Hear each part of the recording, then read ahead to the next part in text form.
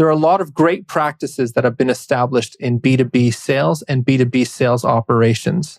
What happens is when those practices start to really solidify, they can accidentally become barriers that limit our thinking. And so what was once best practice becomes common practice. But common practice isn't always best practice. As the space continues to evolve and best practices evolve more slowly, or common practices, I should say, are evolving more slowly, who are those folks that are on the edge of the best practices trying to redefine the next version of what good looks like?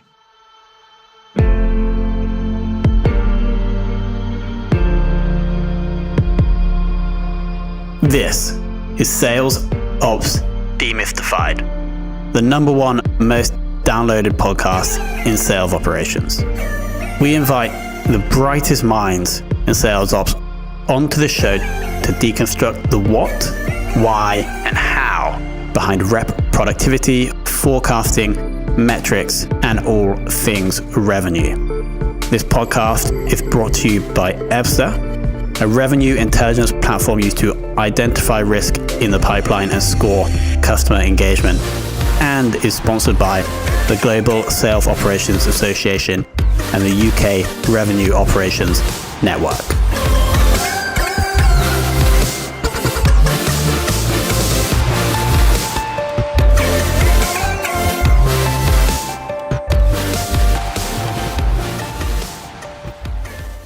Hello and welcome to another very special episode of the Sales Ops Demystified podcast. Today, we're joined by Michael Hanna, who is Senior Director of Revenue Operations at Clio. And from my research, has over 15 years experience in the sales ops game. Michael, welcome to the show. Glad to be here, Tom. Thanks for having me. Was I accurate with the 15 years? Yeah, it depends on if you count my UPS days, which they in sales compensation, which I think is part of sales ops. So you could call it 18 years, but either way, it's enough years to have learned a couple of things the hard way. And so, straight from university, were you like, yes, I know what I want to be doing. I want to be supporting sales reps to grow organizations? Absolutely not. No, I was not that guy that when I was a kid, I wanted to be either an astronaut or a fireman or a revenue operations leader for B2B SaaS companies. That was not me. I didn't know it even existed. I kind of stumbled into it by accident, fell in love, and stayed in the game. And so that first role at UPS, that was the stumble.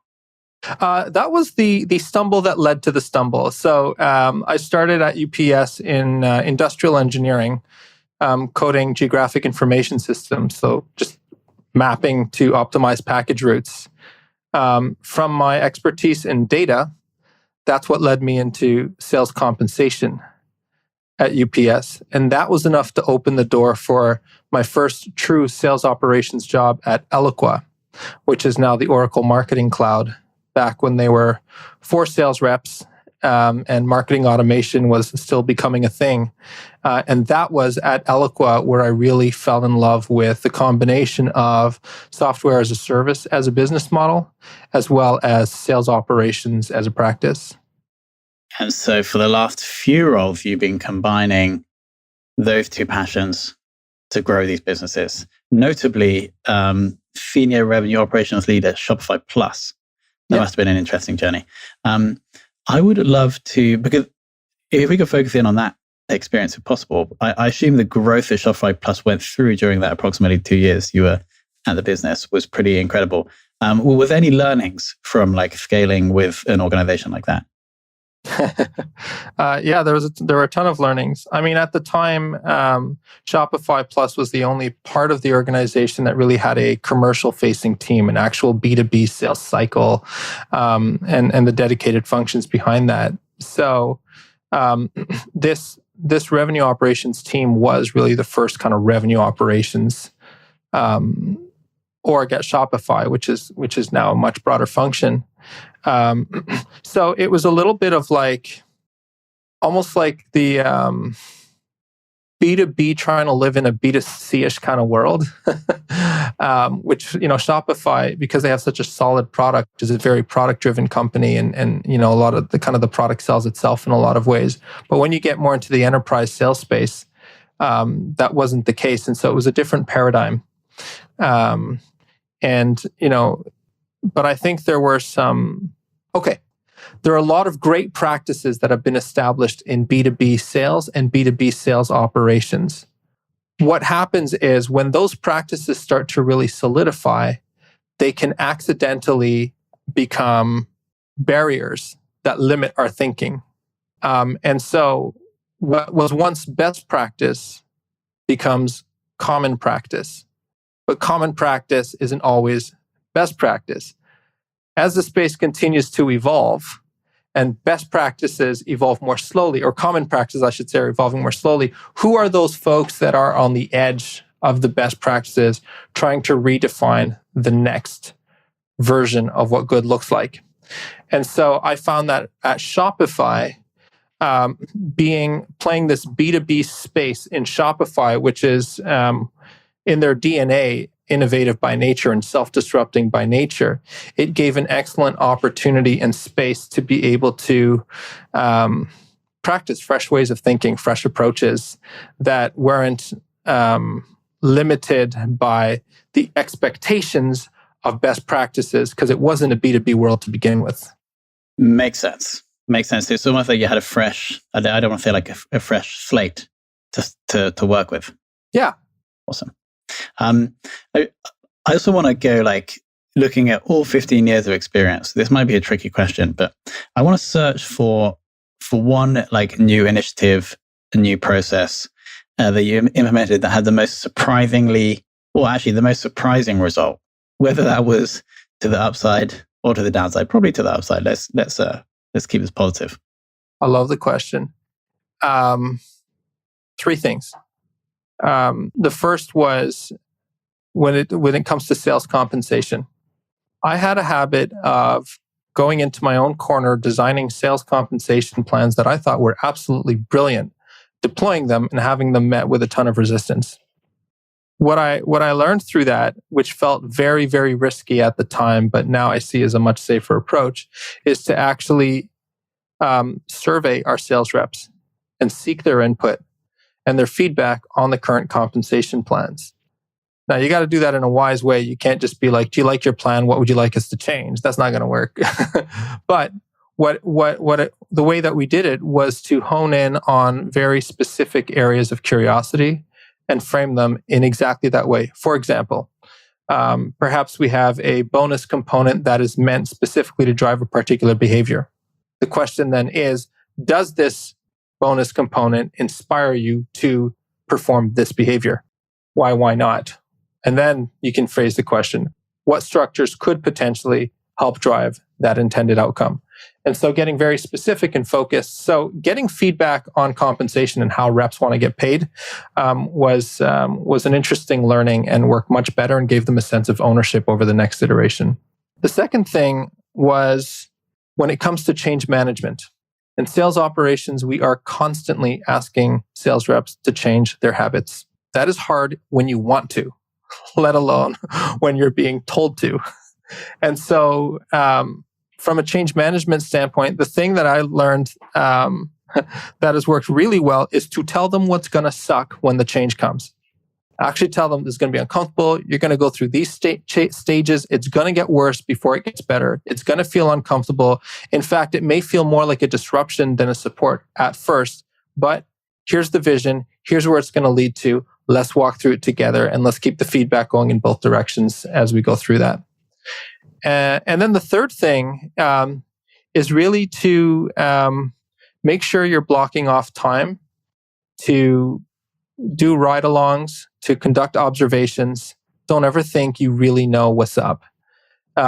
Things are always changing so quickly. By the time you're smart, you're dumb again. You need to always get in the trenches and not... There's a huge difference between having a meeting and having someone tell me about what their problem is versus watching them do their job and seeing the problem in action. And what you want to do is always see the problem in action. which will help you really devise more relevant solutions. So those are kind of the three surprises along the way that I learned through some trial and error. Seeing the problem in action, getting feedback from sales reps on compensation plans, and then also, informing reps how bad it may be when a new change comes. Beautiful. And on that, I'm going to bring in our co-host, Alex, to go a little bit deeper. Thanks, Tom.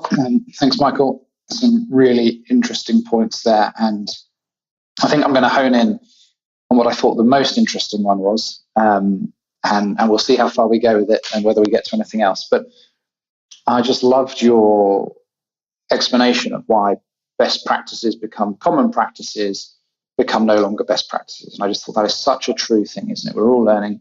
And once, by the time we all figure out this thing works really well, it's probably not the best anymore. In fact, I'm a bit behind the curve. I was reading Predictable Revenue the last few days. And to be honest, it's not that great because it's so much been the done thing. It's now not revolutionary anymore.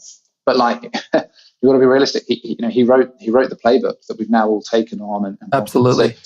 And so easy, again, particularly when you stay in a business for a while, to get stuck in the same way of thinking of the company, let alone the space. So I would love to know if you've got any suggestions of where you found some what might be considered best practices that maybe aren't best practices anymore. Any ways that you've been pushing the boundaries in best practice to establish new and better ones? Honestly, for me, it's more about my network. It's about those genuine relationships of other folks who are in organizations that give some flexibility and have the courage to experiment. One thing, for example, that I've been wanting to do for years, but haven't yet found the space, I still hope to, is to eliminate compensation plans altogether. I think a lot of times we want to do what's right for the customer first. Compensation plans often will work against that. So that's something that I often want to experiment because it's all about the quota. It's all about hitting the number, which is absolutely critical. I mean, sales operations is there to enable hitting the number over and over again. But sometimes hitting the number short term works against hitting the number long term over and over again. And so for me, it's about learning from other professionals, having conversations like this, going deep, sharing our struggles, sharing what we're experimenting with, trading notes. I get a lot more value out of that than the excellent content that's available in other places because we get to go deep and we get to really work through the challenges. So for me, that's where I get my key learnings is from other folks in other organizations or former colleagues, and just kind of trading war stories. Great, thank you. That was a great source to build up and sustain a network, and hopefully we can be sort of adding to that conversation for people. Very interested generally around sales compensation. Actually, that was the next area I was going to go. But have you had any thoughts about what it might look like a post-sales compensation world? How that might go? So just to push you a bit further. Yeah, let's go there. All right. So let's dream a little bit and imagine what this could be like. And let's ignore for a moment, and this is going to be a ridiculous thing to say, but let's ignore for a moment this concept that sales reps are coin operated. In fact, I would challenge that concept. I think it's partially true, but largely incomplete. Many factors motivate a salesperson. More and more, folks are joining organizations secondarily to make money, primarily to solve a problem that they care about, to have an impact and to recognize their fingerprints on that impact. Well, what happens when you're faced with a situation where you can do right by the prospect or the customer, and it doesn't immediately materialize into revenue? Removing the concept of a quota and something to lose by not hitting that quota. I know we all try to position it as something to gain by hitting the quota, but really it's viewed as something to lose in most cases. Liberates that individual to focus purely on doing right by the customer, serving them well. And the natural byproduct of that will be the revenue.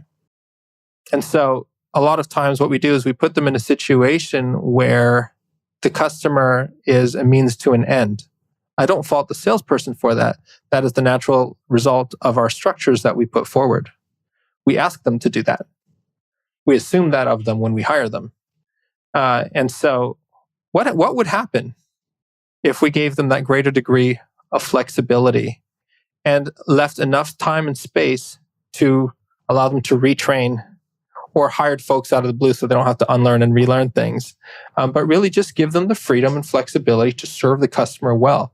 What would happen from a revenue standpoint long term? 18 months after that decision is made, how will things look? The thing that makes that difficult is it decouples it from so many other critical operational practices. If you're in finance, for example, well, then how are we going to hold them accountable? How are we going to be able to draw that back? How does that work for forecasting? So there are a lot of implications, but I think it's something that, given the right context, I think deserves to be experimented with. Yeah, thank you. That was a really eloquent way of putting that vision, and it made me think as well. You said you constantly end up redoing the comp plan. That's one of your observations. So ask the salespeople what they want, but part of the reason you constantly end up redoing is it's never quite right, and you're never quite serving the customer or bringing in the ideal prospect, the customers that really need you, that will provide that LTV over time. And yeah, maybe the problem isn't you just haven't got it right this time. Maybe the problem, as you said, is more fundamental. And there's an immediate tangible benefit that comes with it, which is it eliminates the distraction of all the administration that a sales rep spends trying to manage to a number, trying to verify their compensation plan, trying to play the tug of war with their other sales reps to make sure they get the proper credit, splitting deal. All of that stuff literally goes away and gets exchanged for customer-facing time. Yeah, and things like pushing to the always month-end discount that's there every month, but you need to try and push. Absolutely. Just allowing things to go their own time actually could result in less discounting, more profit for the business because you're selling there. And it reminds me a bit of something that I've been looking at recently, and a big thing that we help with is the sort of idea of pipeline coverage. And obviously you're not going to close all your business, so maintaining coverage, and there's sort of the natural incentive then is for reps to keep dead deals in their pipeline to maintain pipeline coverage, and yes. And that's not what you want, and it's a good idea. It makes sense if your revenue equals your quota. That's not you're not going to hit it, but at the same time it doesn't incentivize the right behavior, and removing some of that burden. And yeah, as you said, we try and position it as a positive thing, but some of the fear that comes with I'm behind quota, I'm not going to make it, I didn't make it last month. Well, actually, you may have a couple of great deals, and they're going to take some time, but they're going to pay off. And I thought a really interesting philosophy. So hopefully, if not you, Michael, someone else gets the space to try it and share apparently. it. Yeah, Okay. I mean, I'm not the only one who's had this idea, and in fact, others have tried it. And I'd love to, if you're listening to this podcast and you're one of those folks, I'd love to learn from you. And Alex, Tom, if you find someone and even dedicate something to someone who's actually been there, done that, and shared those lessons learned, I'd be very, very interested in that. Yeah, great. The other thing that struck me from the beginning, and I love the way you put it, you didn't dream of being an astronaut and in sales ops, is then comes to the thing of hiring talent, essentially. And given you're right, we all have to explain what we do to, family and friends, etc. And it's not a great easy story at the barbecue, right? So no one dreams of this. How any tips on how you go and find talent and build out a team? Where do you go looking? What a perfect question. One of the things that I love about sales operations is that you can hire talent from so many different disciplines, and then folks can grow through sales operations to so many different disciplines. And so it really depends on the specific role and what you're after. I think most roles in sales ops, depending on what stage of maturity your team is in, is either a specialist role or a generalist role. And usually very much so in one direction or the other. For example, I may need someone who is deep on analytics. I may need someone who's deep on data management. Or I may have the sales ops generalist who will oversee the forecasts, maintain our CRM system, and design processes and try to improve workflows and all of that. So I think that's the first question. Is this a specialist role or is this a generalist role? If specialist, then I look in two areas. Either someone who has, of course, been there, done that, done the exact thing in another place before or multiple other places before, or who's just learned the technical skills in some other discipline, but can come into the organization. If it's a generalist role, I actually lead with passion and soft skills first, because the technical skills can be learned in any formal way or through practice. But the soft skills will often speak to the DNA of an individual. And I look for that. I look for coachability. When I'm architecting a team, a sales ops team, it's not just about the sum of every individual. In other words, the best person, if I have a 10-person sales ops team, for example, the best individual for all 10 roles doesn't necessarily equal the best sales ops team of 10. So what I would look for then is, what is that mix of specialist, generalist? Do I have, and especially as it pertains to the soft skills, where do folks fill each other's gaps? And do they have the humility that it'll take to raise their hand and say, I suck in this area, you're awesome in this area, can I pick your brain? And I want to build a team that's going to create that kind of synergy. And so I'll look for the combination. I'll often look for what's in the job description, but I'll also look at, from a soft skills standpoint, from a cultural standpoint, where do we need to challenge ourselves a little more? Where do we need to bring in fresh perspective and fresh thinking? If I'm just trying to hire 10 people that look like me, there's not going to be a lot of net new value. Thank you. That was really, really helpful. I've been seeing the power of brought someone new into our team and how they've got complementary skill sets. And not only does that make a great team, but it means that they end up training each other and you see them skilling each other, because they you can learn, and it reduces that sort of burden as you always get when you bring new hires on, of the decrease in productivity. You have to help them ramp up, because actually that burden gets split out among many. And it's wonderful, as you said, to see where a team of may not be the best 5, 10, whatever individuals, but the function of the team becomes incredibly powerful. That's incredible. Great. I think it's time, Tom, for you to rejoin us. Yes, thank you for that little masterclass. Michael, time for the most important question. Who in the world of sales ops would you most like to take for lunch? Oh boy. I would love to take for lunch. I'm gonna totally, maybe this is a cop-out, but it's an authentic answer. I would love to take for lunch the first person that used to report to me that I now report to.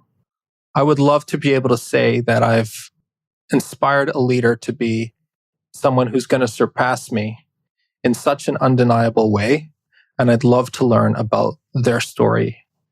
It's a beautiful answer. It took me a while to get to it in my head. But if someone who used to manage that now has not surpassed you, but has gone far in their career, I think that's definitely not cop out. Michael, that's a wonderful answer. Are you allowed to share any names? Am I allowed to share any names? I'll be honest, I don't have specific names that come to mind. And that's a good thing, because I don't feel like there's anyone in the world of sales ops doesn't make themselves accessible. That's such a celebrity that they're not willing to share, that they're not willing to chat. I feel like there's enough of a sense of community in sales ops that folks are all accessible. So I don't feel like there's this unreachable celebrity that I dream of meeting. Again, wonderful answer. Michael, it's clear that we've been speaking with someone with serious experience and skill set in this world. Wonderfully eloquent, almost poetic at times answers. So I want to thank you for coming on and sharing all of your wisdom with the audience. Well, thanks for the opportunity, and thanks for all of the other speakers that you bring on that we can learn from. Really appreciate what you guys are doing. Thank you.